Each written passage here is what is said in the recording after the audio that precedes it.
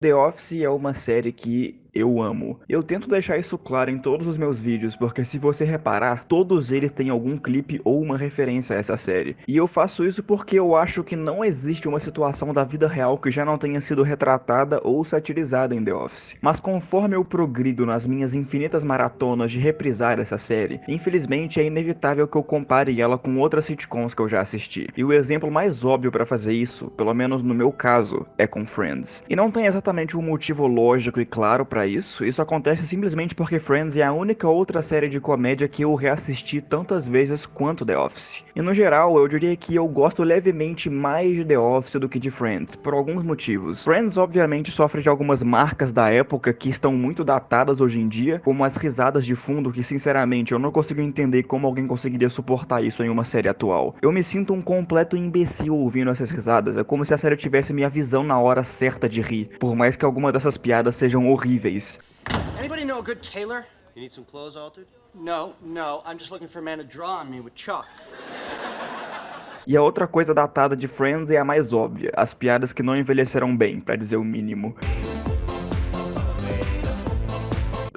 Meu Deus. E no geral, eu também tenho algumas outras preferências subjetivas que me fazem gostar mais de The Office. Para começo de conversa, eu simplesmente acho as piadas bem mais engraçadas, e eu também amo que o casal principal da série não é composto pelas duas pessoas mais detestáveis da história da televisão ocidental pós-revolução industrial. Mas infelizmente, existe um fator que eu acho que Friends faz bem melhor que The Office, e esse fator se chama consistência. Com certeza existem algumas temporadas mais fracas que outras, mas o que eu acho mais impressionante dessa série é o quão consistente ela consegue manter a sua qualidade durante todas as 10 temporadas. Isso faz com que, caso eu tenha vontade de assistir um episódio aleatório de novo, eu sei que eu poderia pegar um episódio de qualquer temporada, porque não tem nenhuma que é tão pior assim que as outras. Então, por mais que eu ame The Office com todo o meu coração, por mais que, como eu já disse, eu prefira The Office em relação a Friends, e por mais que essa seja a minha série de comédia favorita, essa questão de consistência não pode ser dita sobre The Office. E eu arriscaria dizer que essa é provavelmente a série com o maior número de altos e baixos que eu já vi na vida. Porque quando o humor da série encaixa, é brilhante, é perfeito. Mas quando a qualidade cai,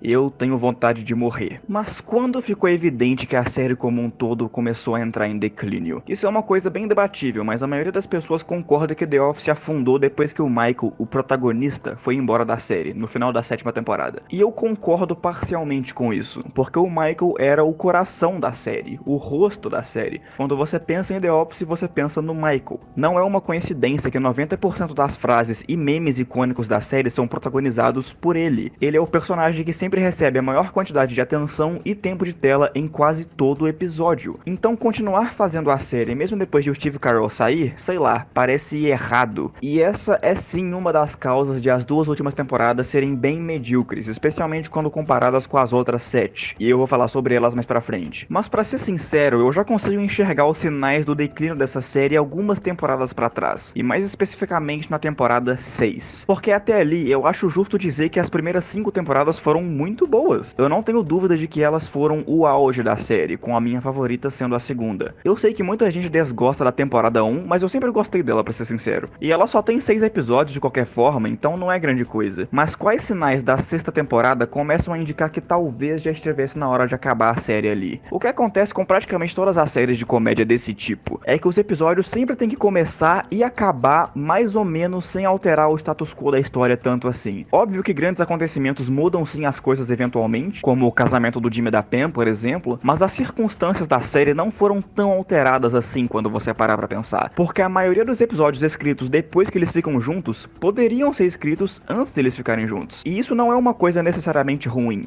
Manter essa estabilidade é obrigatório para séries que duram tanto tempo assim, mas essa é uma questão bem complicada e tênue, porque sim, essa estabilidade é necessária para que a fórmula da série possa continuar a ser replicada em todo episódio, mas quando você pesa a mão demais e as coisas permanecem idênticas por muito tempo, você começa a entediar sua audiência. Friends faz essas mudanças no status quo de modo bem competente, com as duplas que moram juntas constantemente mudando conforme os personagens se envolvem em mais relacionamentos, o que é uma forma brilhante de fazer mudanças simples o suficiente para manter a estabilidade e importante o suficiente para manter o dinamismo e a progressão da história. E The Office tentou, mas na minha opinião, falhou muito ao tentar reproduzir essas mudanças no status quo. E esses são os sinais de declínio que eu mencionei logo na temporada 6 6. Porque nela vocês devem se lembrar de que a Dunder Mifflin corria risco de ir à falência e os personagens estavam com medo de perder o emprego. E especialmente para as pessoas que maratonaram a série depois de ela acabar, eu acho muito difícil que alguém realmente pensou que isso ia acontecer. Mas enfim, mas tá tudo bem, porque isso foi apenas uma forma que a série encontrou para trocar o David Wallace pela Jo, em uma tentativa de alterar o status quo para manter o dinamismo, mas ao mesmo tempo sem mexer muito nas coisas, do mesmo jeito que eu mencionei que Friends fazia, entendeu? Mas essa mudança, pelo menos pra mim, foi uma tentativa muito mal sucedida, porque essa nova chefe não agrega nada de novo à história. Nenhuma situação que acontece com ela não poderia ter acontecido anteriormente. Nenhum personagem é desenvolvido porque agora eles têm que vender impressoras ao invés de vender só papel. Nenhuma circunstância que já não tinha sido vista antes está sendo vista agora. Ninguém enfrenta desafios novos exclusivos porque a Jo agora é a nova chefe. Eu sei que é importante que as mudanças não alterem tanto assim as coisas, para que a fórmula replicável dos episódios se mantenha válida, mas eu espero que pelo menos alguma coisa mude, e nada mudou. A Jo é basicamente um David Wallace mais exagerado, com um sotaque engraçado e que anda com cachorros. E também não ajuda que a vinda da Jo na sexta temporada também veio acompanhada de vários outros problemas, como a existência de vários episódios bem medíocres, como aquele em que o Michael cai em um daqueles laguinhos dentro do prédio, e outros episódios que são sinceramente horríveis, tipo o que o Michael acha que a máfia tá perseguindo ele. O máximo que esses episódios me arrancaram de risadas foram aquelas clássicas respiradas de ar pelo nariz, sabe? Mas o maior sintoma de que o declínio da série começou nessa temporada é o seguinte: se você quer saber quando uma série começou a ficar ruim, repara quando ela começou a introduzir um monte de outros personagens e subtramas. A única mudança significativa que a Jo fez no escritório foi trazer o Daryl pra trabalhar lá em cima, o que foi uma ótima decisão, não me leve a mal, mas isso é apenas um efeito colateral da epidemia que o elenco de The Office começou a ter depois da sexta temporada, com inúmeros personagens novos tão cativantes quanto uma camisinha usada. Infelizmente, a única personagem que foi introduzida depois da quarta temporada que eu realmente gosto é a Erin. Eu não ligo pro Gabe, eu odeio a Nelly, eu odeio esses dois, eu não ligo pro Robert, eu odeio esse cameraman, eu odeio a Kathy e eu odeio o D'Angelo. Yes, I was watching Jim's face. I was watching Jim. And he was laughing. No Look, smile. Look at him. He's laughing. Todos esses personagens foram adicionados depois e causaram uma superlotação no elenco da série. E por mais que eu goste da Erin, ela é o melhor exemplo de mais um problema que começou a surgir na temporada 6. É meio uma regra universal de séries de comédia que o casal romântico só fica junto depois de muito tempo. The Office fez isso com Jim e Pam e foi ótimo. Até não ser mais, mas foi ótimo. Mas quando a série tentou fazer isso de novo com a Erin e o Andy, foi uma merda. It feels like to be constantly rejected by you and to have to watch you date someone else.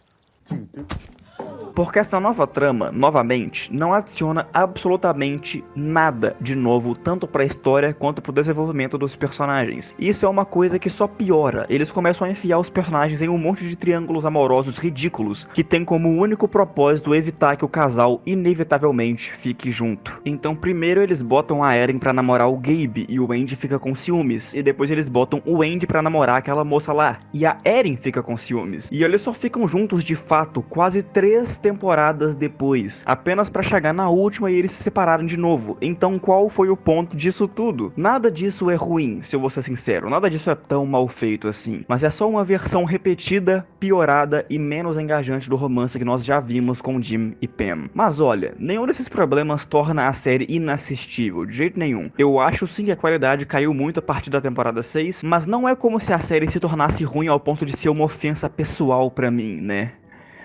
Ai meu Deus. Sim, a temporada 8, a primeira sem o Michael, falhou miseravelmente ao tentar substituir a energia dele. Mas dá pra engolir. Eu não desgosto tanto assim da 8ª temporada. Mas a temporada 9 foi onde The Office parou de ser uma série medíocre e começou a ser uma série nível Riverdale. Ok, eu exagerei muito, não é tão ruim assim. Mas eu não tô brincando quando eu digo que a 9ª temporada de The Office foi uma das únicas séries que eu assisti que realmente me deixou bravo com o quão ruim ela é. Porque além de ela ainda ter os mesmos problemas que eu mencionei anteriormente, como entupir o elenco de personagens novos e desinteressantes, continuamente enfiar todos eles em triângulos amorosos muito forçados, tentar substituir o Michael e falhar de novo, e ter muitos, mas muitos episódios medíocres que simplesmente não são engraçados. Não satisfeita, essa temporada ainda adota um monte de outros novos problemas. Eu vou começar pelo meu maior problema com a temporada 9, que é o que eles fizeram com o Andy. Surpreendentemente, o Andy era um dos meus personagens favoritos da série. Ele foi introduzido como um completo imbecil, mas depois que ele saiu e voltou na quarta temporada, ele se tornou muito carismático e foi muito fácil simpatizar com ele. E não é surpresa pra ninguém que ele se tornou o protagonista depois que o Michael saiu, já que agora ele é o novo chefe do escritório. E ele foi, pelo menos pra mim, o que tornou a temporada 8 digerível. Ele teve um bom desenvolvimento e estava mais simpático do que nunca. E ele termina a temporada 8 finalmente fazendo as pazes com a Nelly. Mas aí a temporada 9 aconteceu.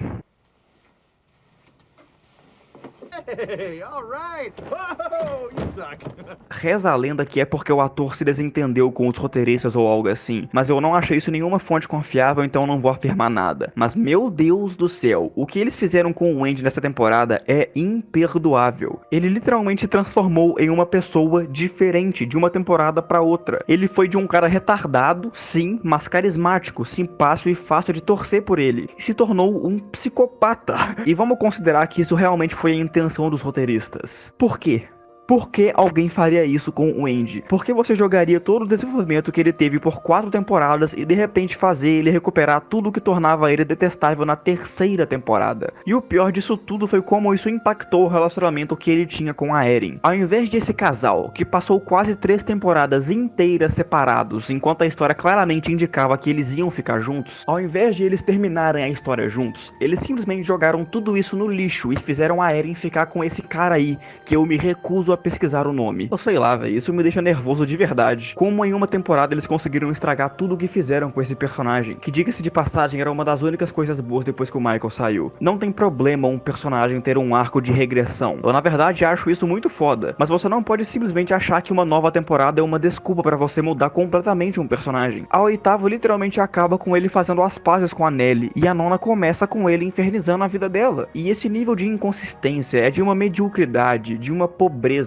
que eu acho que genuinamente ofende a inteligência de quem assiste. Desculpa se eu tô parecendo agressivo demais, mas isso realmente me afeta. Eu odeio o que eles fizeram com o Andy. Mas ainda assim, se esse fosse o único problema, ainda poderia ser pior, ainda daria pra engolir. Mas é claro que não é, porque os outros personagens também sofreram com essas inconsistências. Eu acho justo dizer que desde que o Jimmy e a Pam casaram, meio que ninguém ali sabia o que fazer com eles mais. Tiveram alguns episódios dedicados a eles criando seus filhos, e é isso. E depois acabaram as ideias. Então, o que fazer com um casal romântico em uma série de comédia quando você não tem a menor ideia de o que fazer com eles? Óbvio, você faz eles quase se separarem. O pseudo triângulo amoroso que a série tentou fazer entre Jim, Pam e o Brian, o cameraman, é uma das coisas mais bizarras que eu já experienciei na minha vida. Porque eles fizeram o Jim começar a investir em uma outra empresa, já que ele viu isso em um curso de vender curso, e isso causa um afastamento entre ele e sua esposa, o que não é nada difícil de acreditar. Mas o que é difícil de acreditar são as formas em que esses dois adultos escolheram para lidar com esse problema, que diga-se de passagem não é a primeira vez que eles enfrentam. Eles já tiveram que lidar com um relacionamento à distância antes. E o que a série entrega são essas briguinhas muito forçadas, dignas de adolescente entre os dois. E a Pam vai buscar com força no homem injustiçado que assistiu ela durante todos esses anos. Foi tudo muito forçado e nada natural. De repente a série quer que eu acredite que esse personagem que eu nunca vi é o melhor amigo da Pam. E o pior de tudo é que essa história entre os dois não leva a lugar nenhum. A última cena do Brian na série inteira é da Pam indo até a casa dele e reclamando de como a equipe de câmeras violou a privacidade deles nos últimos 10 anos. Aí ela fica brava e vai embora, e ele nunca mais é visto. Pelo amor de Deus, The Office, se você vai escrever uma história ruim, pelo menos assume o seu BO e vai com ela até o final. Não dedicam uma dezena de episódios a esses dois pra tudo ser resolvido, entre aspas, em 5 minutos. E além disso, eu fiquei sabendo que a intenção original do Greg Daniels era fazer o Jim trair a Pam com a Kathy em algum momento das temporadas 8 e 9, mas o próprio John Krasinski foi até o cara e fez ele mudar de ideia. Você tá vendo o quão fundo do poço eles atingiram quando escreveram esses dois personagens? Eles ficaram tão sem direção, tão sem noção de o que fazer com eles, que a única alternativa que eles encontraram foi fazer um trair o outro, ou um quase trair o outro. E no geral, outro problema que eu tenho com essa nona temporada foi que nela eu meio que acho que a série perdeu a sua identidade. Porque o que eu acho que torna as 5 primeiras temporadas incríveis é justamente o quão perto da realidade elas foram. É claro que pessoas como o Michael e o Dwight nunca existiriam na vida real, mas Mas o ponto é que o começo da série era simplesmente sobre pessoas com o emprego mais entediante do mundo tentando sobreviver ao dia a dia com um chefe insuportável. E é nessa tentativa de sobrevivência que os relacionamentos que definem a série começam a nascer. Foi essa premissa simples e realista que fez eu me apaixonar pela série. Mas nas últimas temporadas, a série se tornou muito mais cartunesca e apresenta situações cada vez mais absurdas e que se distanciam da identidade original da série. Antes era sobre enxergar beleza na simplicidade de coisas banais, como Olimpíadas improvisadas, colocar o grampeador do Dwight na gelatina, brincar de amigo secreto no Natal e saber qual é o sabor favorito de iogurte da mulher que você é apaixonado. Mas agora, o Jim tá lá jogando basquete com celebridades, com o emprego dos sonhos, e o Andy tá tentando seguir uma carreira de ator.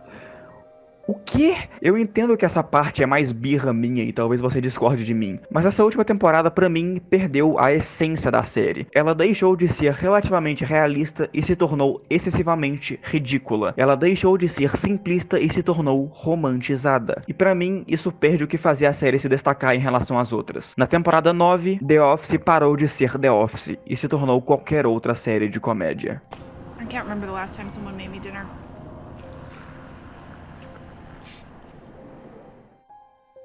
Se eu parecer negativo demais nesse vídeo, eu juro que não foi a intenção. Eu ainda amo essa série demais e com certeza eu vou continuar a assistir ela. Na verdade, eu acho que escrever esse roteiro me fez apreciar ainda mais os momentos altos da série, e eles são bem mais do que suficientes pra compensar os baixos. Então não absorva isso como um vídeo totalmente negativo. Eu só fiquei tão nervoso com o declínio da série ao longo do tempo, justamente porque eu acho que a fase boa dela chega perto de ser perfeita. Mas essa queda gradual na qualidade me faz pensar que, apesar de The Office não ter morrido oficialmente com o casamento do Jim e da Pam, talvez, só talvez, teria sido melhor acabar a série ali.